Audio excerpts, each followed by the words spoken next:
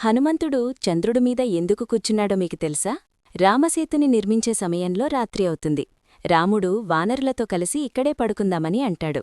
కాని హనుమంతుడు నా ప్రభువు నేలమీద ఎలా పడుకుంటాడు అని ఆయన చేతులతో ఒక చిన్న ఇల్లు నిర్మించడం మొదలుపెడతాడు. అలా చేస్తున్నప్పుడు లక్ష్మణుడక్కడికి వచ్చి, హనుమా, నా అన్నకి సేవలు చేసుకునే బాధ్యత నాది, నీటి కాదు. గత కొన్ని సంవత్సరంలోనుంచి నా అన్నకి నేనే సేవలు చేసుకుంటున్నాను. ఇప్పుడు నా పని నువ్వు చేయడం న్యాయం కాదు. నువ్వు వేరే పనేదైనా చూసుకో అని అంటాడు. హనుమంతుడు నవ్వుతూ, నన్ను క్షమించండి, నేను దీని తిరస్కరిస్తున్నాను. నేను కూడా నా ప్రభువుకి పరమభక్తుడని, నేను కూడా నా ప్రభువుకి సేవలు చేసుకోవచ్చు అని చెప్పి పనులు చేస్తూ ఉంటాడు. అలా ఇద్దరూ రాముడికి ఎవరు సేవలు చెయ్యాలి అని బాధించుకుంటూ ఉంటారు. ఇద్దరికీ రాముడిమీద ప్రేమ ఎక్కువ ఉంది.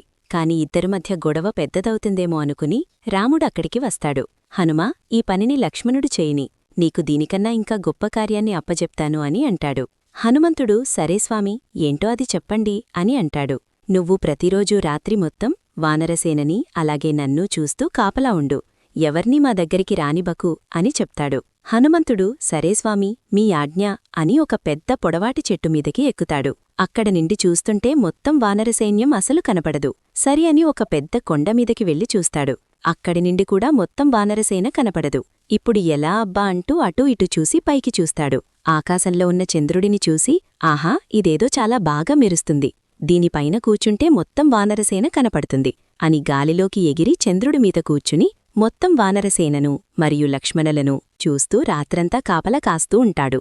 ఇలా ప్రతిరోజూ హనుమంతుడు నిద్రపోకుండా రాత్రి మొత్తం వీళ్లకి కాపలా కాస్తూ ఉంటాడు. ఫ్రెండ్స్, జై హనుమానని కమెంట్ చేయండి.